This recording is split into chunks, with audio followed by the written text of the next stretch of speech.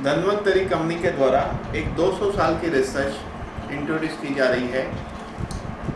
200 साल से एक रिसर्च चल रही थी, ह्यूमन बॉडी हेल्दी है तो क्यों है और बीमार है तो क्यों है। ये रिसर्च कंप्लीट हुई 1986 से 2006 के बीच में। तो इसको इंडिया में इंट्रोड्यूस किया डॉक्टर विजय भटकर ने। डॉक्टर विजय भटकर भारत रत्न है, जिन्होंने सुपर कंप्यूटर परम ढूंढा था। इनका अभियान है हेल्दी इंडिया। इस हेल्दी इंडिया अभियान के लिए उन्होंने इस मॉलिक्यूल को 2027 तक एक कॉन्ट्रैक्ट साइन किया है पूरे एशिया के लिए। धन्वंतरी कंपनी के चेयरमैन है डॉक्टर रमेश पाटिल, जो एमडी डॉक्टर है, गोल्ड मेडलिस्ट है, जिनकी 2 हॉस्पिटल है, सिटी स्कैन सेंटर है, कैथ लैब है, जहां बाईपास वगैरह होता है। डॉक्टर रमेश पाटिल ने 7000 पेशेंट पर क्लिनिकल ट्रायल लेने के बाद इस प्रोडक्ट को मार्केट में लॉन्च किया है। इसमें से 39 केस के हार्ट के ब्लॉकेज ठीक हो चुके हैं। कई अस्थमा के पेशेंट, सोरियासिस पेशेंट, ऐसे अलग अलग बीमारी के पेशेंट ठीक हो चुके हैं। अभी हम देखेंगे कि WHO स्वास्थ्य के बारे में क्या कहता है।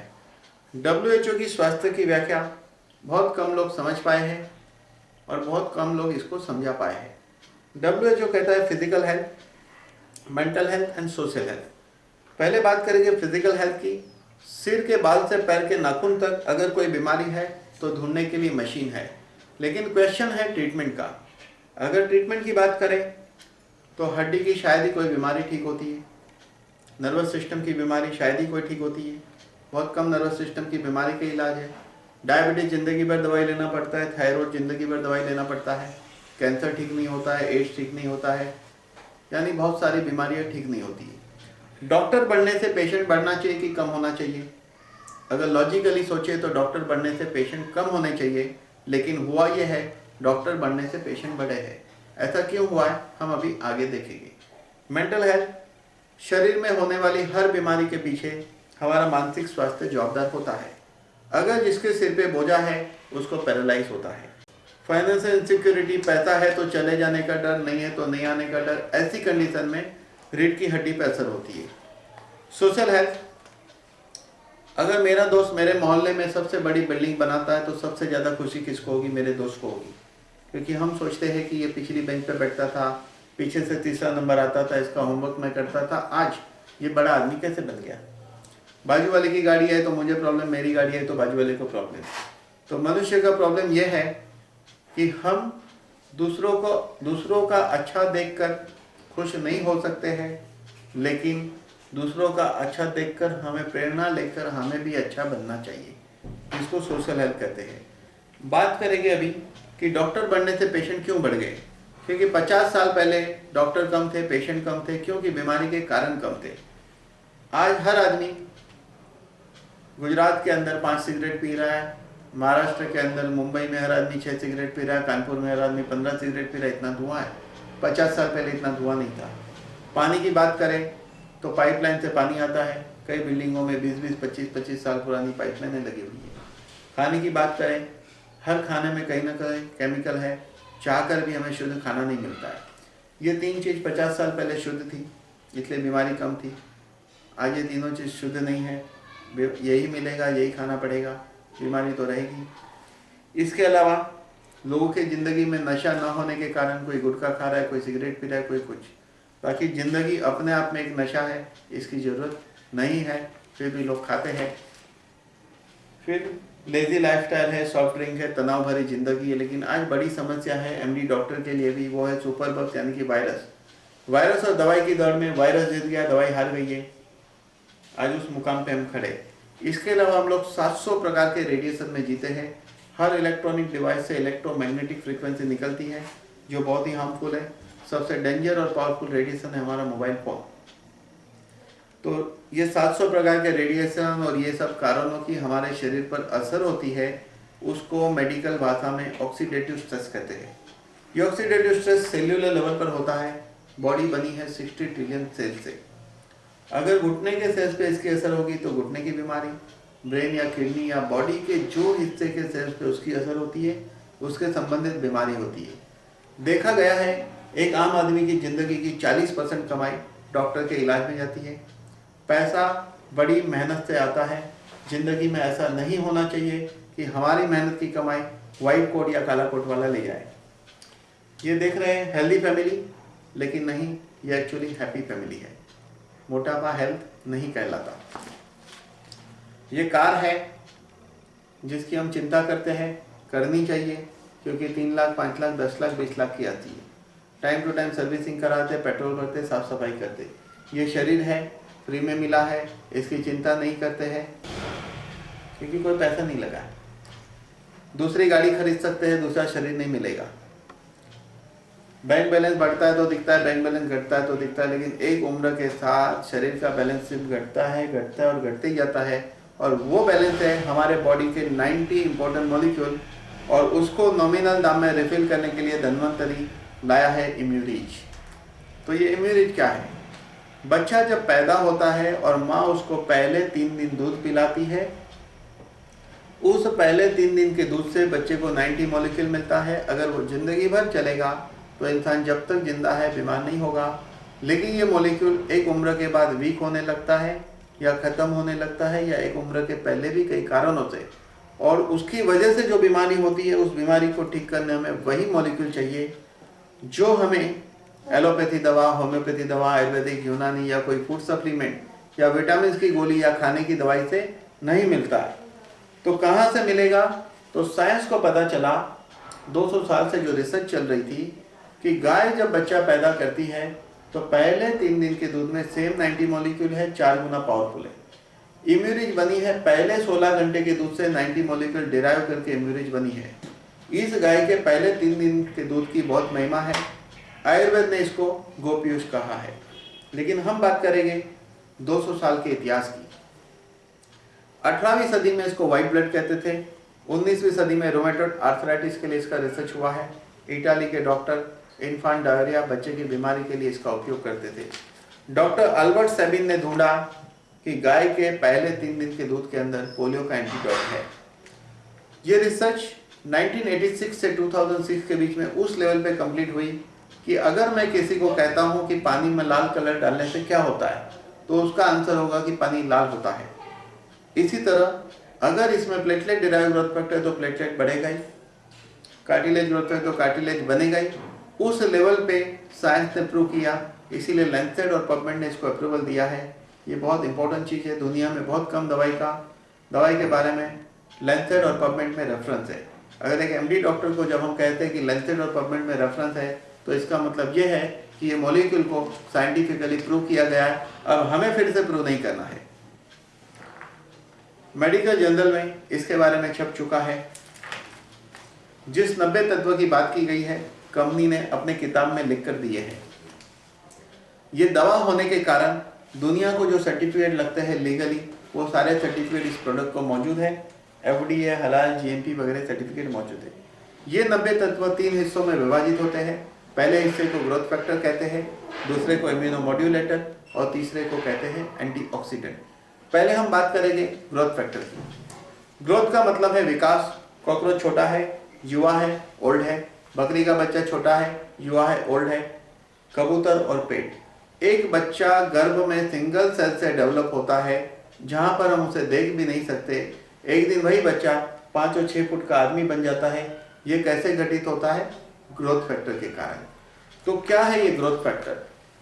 Very low molecule weight peptide को ग्रोथ फैक्टर कहते हैं। पेप्टाइड बनता है मिनिमम 2 अमीनो एसिड और लेस देन 50 अमीनो एसिड से।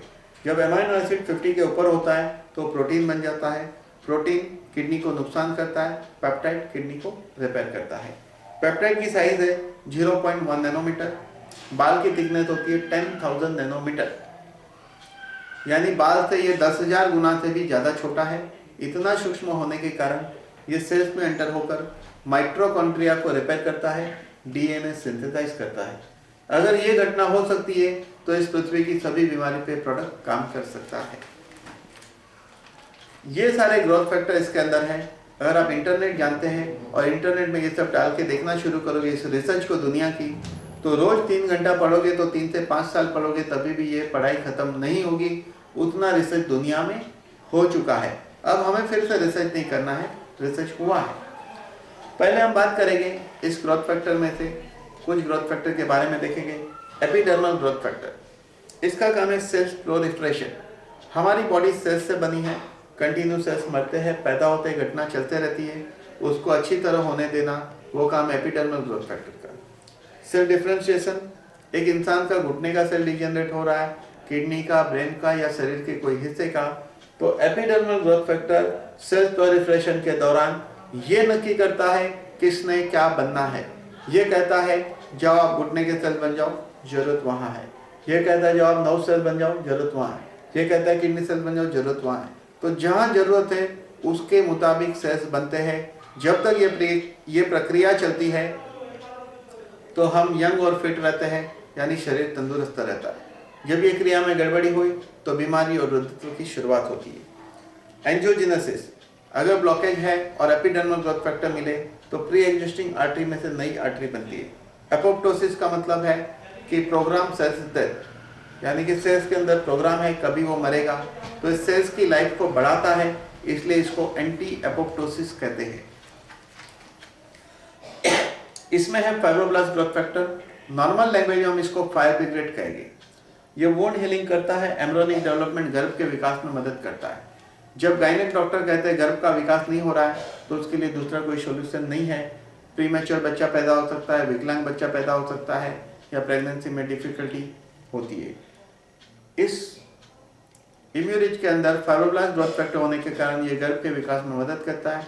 प्रेग्नेंट लेडी को ये जरूर लेना चाहिए, बच्चा हेल्दी है तो भी, और प्रेगनेंसी अच्छी तरह रहे इसके लिए, अच्छी तरह चले। एक्सीडेंट होता है, मसल आर्टरी वेन डैमेज है, तो ये variety of cells and tissue बनाता है।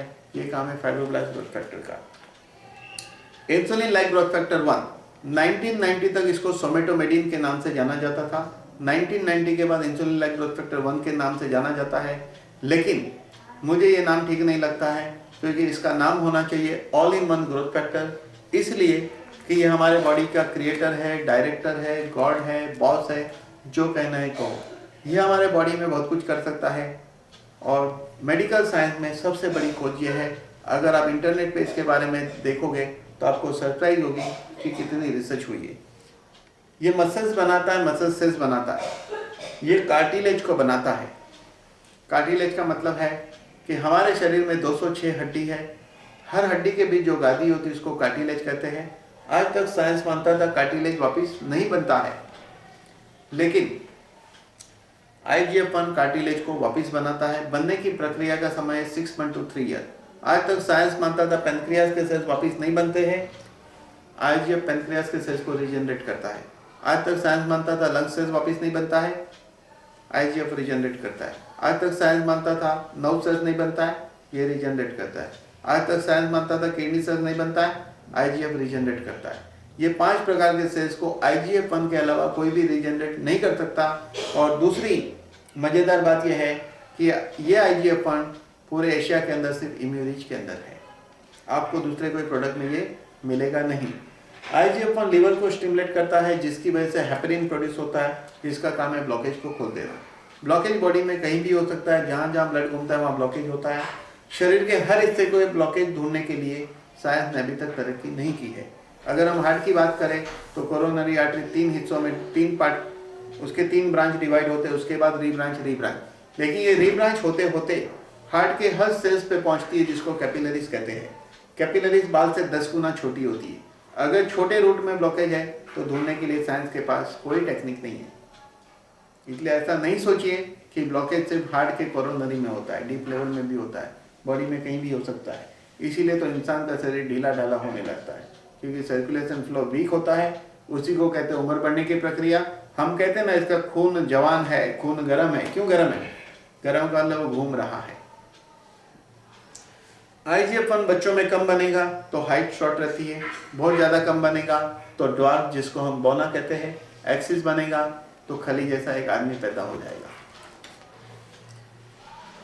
IGF-1 DNA सिंथेसाइज करता है। फादर मदर को अगर डायबिटीज है तो बच्चे को होने का चांस है 99%। ऐसे केस में उस बच्चे को डायबिटीज होने के पहले दिया जाए तो डायबिटीज होने की संभावना खत्म हो जाती है, क्योंकि DNA सिंथेसाइज करता है। IGF-2 इसका मॉलिक्यूलर स्ट्रक्चर बिल्कुल इंसुलिन जैसा है, बॉडी में इंसुलिन जैसा बिहेव करता है। और IGF-1 पैनक्रियास को रिपेयर करता है। इस तरह डायबिटीज़ काबू में आता है। हमारे पास एक मरीज का बेस्ट एग्जांपल है, शेयर बाजार का किंग है नीलेश शाह करके, जिसको 13 साल से इंसुलिन लेता था, उसके बावजूद डायबिटीज़ हाई रहती थी। लेफ्ट आंख में उसको माइस्थेनिया ग्रेविस था। इस दवाई की वजह से उसका इंसुलिन छूट गया है, वो भी नॉर्मल डायबिटीज़ की दवाई पे प्लस इम्यूरिक ले रहा है और उसका माइस्थेनिया ग्रेविस ठीक हो चुका है। इस साल उन्होंने 13 साल के बाद पहली बार मैंगो खाई है। इसके अंदर है नवग्रोथ फैक्टर। नर्वस सिस्टम के डॉक्टर को न्यूरोलॉजिस्ट, न्यूरोफिजिशियन, न्यूरोसर्जन कहते हैं। शायद ही कोई नर्वस सिस्टम की बीमारी ठीक होती है। अगर हम बात करें एपिलेप्सी की, जिसको मिर्गी कहते हैं, लोग बरसों से दवा खाते हैं, ठीक नहीं होता है। Motor neuron, Alzheimer, multiple sclerosis, neuralgia, neurofibroma, Parkinson, ये सब ठीक नहीं होता है। कुछ लोगों के आंखों के मसल्स वीक हो जाते हैं, जिसकी वजह से ब्लिंकिंग होती है, नर्व्स वीक होती है, उसको भी नवग्रोथ फैक्टर चाहिए। एलोपैथ में कोई इलाज नहीं है। नवग्रोथ फैक्टर सिर्फ 2 ही तरीके से मिलता है। नवग्रोथ फैक्टर के इंजेक्शन जो बना है, 20 टन ह्यूमन ब्लड प्लाज्मा में से नवग्रोथ फैक्टर डिराइव करके एक इंजेक्शन बनता है, जिसकी कीमत है 1,89,000। लेकिन यहाँ पर नॉमिनल दाम में नेचुरल फॉर्म में दिया जाता है। 300 mg की एक गोली में 11.5% नवग्रोथ फैक्टर है। तो इंजेक्शन जितना बेनिफिट सिर्फ इस गोली से मिलता है। ये nerve growth factor pineal gland, pituitary gland और हाइपोथैलेमस को स्टिमुलेट करता है, जिसकी वजह से हार्मोनल बैलेंस क्रिएट होने से इंसान को दीर्घायुष्य की प्राप्ति होती है और मेंटल कैपेसिटी बढ़ती है। इसके अंदर है platelet derived growth factor. Dengue में या दूसरे फीवर में प्लेटलेट काउंट कम होने से ब्रेन में ब्लीडिंग से डेथ होती है। 4 गोली 4 बार दीजिए मरीज को, 5वें दिन प्लेटलेट काउंट 1 लाख क्रॉस कर जाएगा। 8 और 10 दिन के बाद रिपोर्ट देखोगे 1.5 लाख क्रॉस कर जाएगा। प्लेटलेट डिराइव्ड ग्रोथ फैक्टर इस दवाई इम्यूरिज के अलावा कोई दवा में नहीं है। इसका ऑप्शन है कि प्लेटलेट चढ़ाने पड़ते हैं, लेकिन ये दवाई प्लेटलेट काउंट मेंटेन करती है। इसके अंदर है transforming growth factor alpha and beta, जिसका काम है लिप से लेकर एनस तक की हमारे जीआई ट्रैक्ट की सभी बीमारी पे काम करता है, जैसे कि अल्सर, अल्सरेटिव कोलाइटिस, गैस्ट्राइटिस वगैरह। अब हम बात करेंगे इसके दूसरे हिस्से की, जिसको इम्यूनोमॉड्यूलेटर कहेंगे। तो प्रलय 2012 लोगों ने एक पिक्चर देखी होगी। उस पिक्चर में ऐसा है कि जमीन है वहाँ आसमान हो जाएगा, आसमान है वहाँ पानी हो जाएगा, ऐसा सब उलट पलट हो जाएगा। लेकिन खुशी की बात है कि ऐसा कुछ नहीं होने वाला है। तो फिर ये प्रलय 2012 क्या है, जिसकी शुरुआत आज से 16 साल पहले सूरत से हुई थी। सूरत में हुआ था प्लेग, दवाई ढूंढी गई, तब तक लाखों लोग मर चुके थे। उसके बाद डेंगू आया, डेंगू की दवाई ढूंढने के पहले लाखों लोग मर चुके थे। और महाराष्ट्र में आया स्वाइन फ्लू पूना में। तो उस स्वाइन फ्लू में इस इम्यूरिक दवा ने मिराकल काम किया था, क्योंकि इसके अंदर proline rich polypeptide, interferon, immunoglobulin और लैक्टोफेरिन है। ये 4 मॉलिक्यूल हमारी बॉडी की इम्यूनिटी को सेट करते हैं और 17,000 मरीज की जान बची। और उसके बाद टेमी फ्लू की खोज की गई थी। अगर ये दवा नहीं मिलती तो शायद ये स्वाइन फ्लू महाराष्ट्र से पूरे हिंदुस्तान के कोने कोने तक फैलने की संभावना थी। तो आने वाले वक्त में ऐसे वायरस पैदा होंगे कि जिसकी दवाई ढूंढी जाएगी, तब तक इस पृथ्वी का 50% पॉपुलेशन खत्म हो जाएगा, ऐसे चांसेस है। तो इसका मतलब ये है कि हमें डरना किससे चाहिए? आप कहोगे वायरस से, लेकिन मैं कहूँगा नहीं, हमें डरना चाहिए हमारी इम्यूनिटी वीक हो रही इससे। अगर हमारी इम्यूनिटी ठीक है तो वायरस हमारा कुछ बिगाड़ नहीं सकता है। तो वायरस के सामने लड़ने के लिए ईश्वर ने हमें दिया है lymphokines, T cells, antibodies, B cells, killer cells. लेकिन इन दिनों ये हथियार ठीक से काम नहीं करते, क्योंकि हमारे बॉडी में एक मॉलिक्यूल है प्रोलाइन रिच पॉलीपेप्टाइड, ये वीक हो जाता है। इसका काम है वायरस को पहचानना, स्टॉक में से वेपन निकालना, उसको किल करना, याददाश्त में रखना, दोबारा आया तो फिर से मार देना। इसके अंदर इंटरफेरॉन, ये एंटीवायरल होता है। जब फीवर एक लिमिट को क्रॉस करता है तो डॉक्टर इंटरफेरॉन को इंजेक्शन देते हैं, जिसकी कीमत 80,000 से 1,10,000 होती है। वो इंजेक्शन भी फैल जाएगा अगर प्रोलाइन रिच पॉलीपेप्टाइड मौजूद नहीं होगा तो proline rich polypeptide, interferon, immunoglobulin antiviral, antibacterial, antifungal है। इसके अंदर है लैक्टोफेरिन। अगर एड्स के मरीज को 4 गोली 4 बार दी जाए, 5वें दिन 6ठे दिन उसका CD4 काउंट रिपोर्ट बढ़ जाएगा। दुनिया में ऐसा काम और कोई दवाई नहीं कर सकती। उसको 1 महीने में उसका डायरिया रुकेगा, वेट गेन होगा और डेफिनेटली उसके एड्स में इतना बेनिफिट होगा, यहाँ तक हम कह सकते हैं उसकी डेथ एड्स से नहीं होगी। ये lactoferrin anti inflammatory, anti tumorous, anti cancerous है। अगर लेडीज को ब्रेस्ट में गांठ है 1 से 1.5 महीने में डिजोल्व होती है, ऐसे किससे है? यूट्रस फाइब्रॉइड 3 to 6 मंथ, और ये कैंसर सेल्स ग्रोथ को रोक देता है। यहाँ पे एक एग्जांपल है हमारे पास, ये बच्चा है ट्यूबरकुलोसिस लिम्फेनाइड, ये 2.5 महीने में ठीक हुआ है, नहीं ये 5 हफ्ते में ठीक हुआ है। ये अल्सरेटिव कोलाइटिस जीवन भर ठीक नहीं हो सकता है, ये 2.5 महीने में ठीक हुआ है। ये एक पेशेंट है, पेरिप्लेजिया का एक्सीडेंट में इसके दोनों पैर बेकार हो गए थे, बिस्तर पे पड़ा था, बेड सोर हो गया था। इसी कैप्सूल का पाउडर ड्रेसिंग में यूज़ किया गया, क्योंकि इसको हील करने epidermal and fibroblast growth factor चाहिए, और 2-2 गोली 3 बार खाने को दी गई इम्यूरिच। ये 35 दिन में ठीक हुआ। इसके 15 फोटोग्राफ हमारे पास है। नोज कॉम्प्रेशन या स्लिप डिस्क जिसको कहते हैं, जहाँ पे आगे चल के ऑपरेशन करना पड़ता है। शायद ही ऐसा पेशेंट हमको कोई मिले जिसने 5 साल पहले स्लिप डिस्क या नोज कॉम्प्रेशन में ऑपरेशन किया हो और आज वो कह दे कि उसको कमर दर्द नहीं है। ऐसा केस मिलना मुश्किल है। लेकिन इस दवाई के अंदर IGF-1 है जो कार्टिलेज को रीजनरेट करता है, नर्व ग्रोथ फैक्टर है, epidermal and fibroblast growth factor. ये 4 मॉलिक्यूल इस कंडीशन को 3 महीना, 6 महीना, 8 महीने रिपेयर करता है। लेकिन पेशेंट को पेशेंस चाहिए। अगर टीनेज के लड़के लड़की लेंगे तो उसकी स्किन और हेयर अच्छे रहेंगे। प्रेग्नेंट लेडी ले तो फाइब्रोब्लास्ट ग्रोथ फैक्टर होने के कारण गर्भ का विकास अच्छी तरह होगा। डिलीवरी के बाद माँ और बच्चे की हेल्थ के लिए अच्छा है। मेनोपॉज स्त्री के जीवन का ये सबसे इम्पोर्टेंट समय है, 35 से 45। इस वक्त हार्मोनल चेंज होता है, जिसकी वजह से उसका स्वभाव बदल जाता है। कभी गुस्सा आता है, कभी प्यार, कभी पागलपन, कभी ठंडी, कभी गर्मी, कभी भूख लगना, कभी नहीं लगना। उस वक्त आदमी कहता है अब तो पहले जैसी नहीं रही। इसीलिए झगड़े होते हैं और इसी उम्र में मैक्सिमम डिवोर्स होते हैं। और ये दवा हार्मोनल बैलेंस क्रिएट करेगी। इम्यूरिक ओल्ड एज की कॉमन कंप्लेंट है, थकान, वीकनेस, कमजोरी, नींद नहीं आना, बेचैनी, याद नहीं रहना। स्पोर्ट्समैन का स्टेमिना बढ़ाने के लिए ये बहुत अच्छा है। पहलवान को बॉडी बनानी है तो ग्रोथ फैक्टर चाहिए। डेंटल सर्जरी के दौरान ये लिया जाए तो रूट कैनाल फ्यूज हो जाएगा, जिंदगी भर साथ देगा, और दांत अच्छे हैं तो खराब नहीं होंगे। कैटरेक्ट के ऑपरेशन के दौरान ये लिया जाए तो जिस हीलिंग को 100 महीना लगता है वो हीलिंग सिर्फ 5 दिन में होगी, क्योंकि इस हीलिंग के लिए epidermal and fibroblast growth factor चाहिए, जो आपको इस इम्यूरिच के अलावा और कोई दवाई से नहीं मिलेगा। सिरोसिस ऑफ लीवर, जहाँ लीवर 90 या 95% तक खत्म हो गया है, IGF-1 इसको फिर से रिडिजाइनिंग कर देगा 1 से 3 महीने के अंदर। उम्र बढ़ने की प्रक्रिया को स्लो करने वाला और रोकने वाला दुनिया का सबसे पावरफुल एंटी एजिंग जो है वो है ग्रोथ फैक्टर एंड पेप्टाइड। यहाँ आप देख रहे हो आखिरी स्टेज पे लकड़ी वाले दादाजी है, तो लकड़ी वाले दादाजी बनना या आज से निर्णय लेके इसका सेवन करके तीसरे या चौथे लेवल पे रह के स्मार्ट बुड्ढा बनना, या लकड़ी वाले दादाजी, ये निर्णय आज लेना पड़ेगा क्योंकि कल तो लकड़ी हाथ में होगी। ये किसको खाना चाहिए? 122 करोड़ के पॉपुलेशन में हर इंसान ने खाना चाहिए, इसलिए कि जब हम पैदा हुए थे तब माँ के दूध से 90 तत्व मिले थे, रोज मिलते रहे, जिंदगी के आखिरी सांस तक मिलते रहे, तो जिंदगी कैसी होगी? जीने जैसी होगी, क्योंकि उस जीवन में घुटना खराब नहीं है, उस जीवन में पैरालाइज नहीं है, हार्ट खराब नहीं है, ब्रेन खराब नहीं है, बड़ी बीमारियां नहीं है। तो सफल जीवन उसे कहते हैं कि हम स्वस्थ जीवन जिए। ईश्वर ने आयुष्य हमें दिया है ताकि हम स्वस्थ रहें और जो संपत्ति हमें मिली उसको अच्छी तरह भोग सके और अच्छा जीवन निर्वाह करें। इसका डोज क्या है? 5.5 महीने के अंदर के बच्चे के लिए आधी गोली, 5.5 महीने से 4 साल के लिए 1 गोली, 4 से 12 साल के लिए 1-1 गोली 2 बार, 12 साल के ऊपर 1-1 गोली 3 बार। ये डोज हेल्दी लोगों को हेल्दी रहने का है, बीमार आदमी को इससे डबल, बड़ी बीमारी में 3 या 4 गुना। ये दवा खाने का तरीका है, खाना खाने के 1 घंटे पहले खाना चाहिए या खाना खाने के 2 घंटे बाद खाना चाहिए, यानी कि खाली पेट खाना चाहिए। और इसके अंदर इसकी कोई साइड इफेक्ट नहीं है, क्योंकि ये गाय के पहले 3 दिन के दूध से बना है। किसी दवाई के साथ इसका रिएक्शन नहीं आता है। और पेशेंट की जो रेगुलर दवाई चलती है वो बंद किए बिना इस दवाई को चालू रखना है। जैसे कि कोई मरीज बीपी की 2 गोली खा रहा है बीपी के लिए, आप ये दवाई शुरू करिए, आगे चल के उसको 1.25 गोली खाना पड़ेगा, 1.5 खाना पड़ेगा। ऐसा करते करते हमारे पास एग्जाम्पल है, 2 गोली में से 1/4 गोली पे आया हुआ एग्जाम्पल है।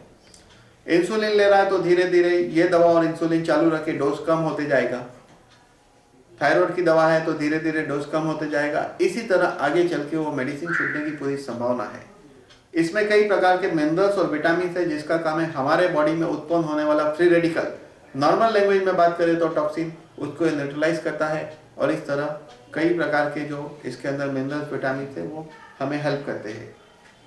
और डॉक्टर रमेश पाटिल का अभियान है हेल्दी इंडिया। इस हेल्दी इंडिया अभियान में हमें भी अपना रोल अदा करना चाहिए। क्योंकि हमें अपने देश की प्रगति करनी है। वो देश प्रगति करता है जिसकी प्रजा हेल्दी हो। और वैसे भी बड़े बड़े भविष्यवेताओं ने 500 या 1000 साल पहले कहा है कि इंडिया एक दिन महासत्ता बनेगा। माया सभ्यता ने कहा है, नोस्ट्राडेमस ने कहा है, और वो बात जरूर सच होगी, क्योंकि वो देश महासत्ता बन सकता है जिस देश की प्रजा हेल्दी हो, और जिस देश की प्रजा हेल्दी है वो देश दुनिया में सबसे ज़्यादा संपत्ति बनाता है।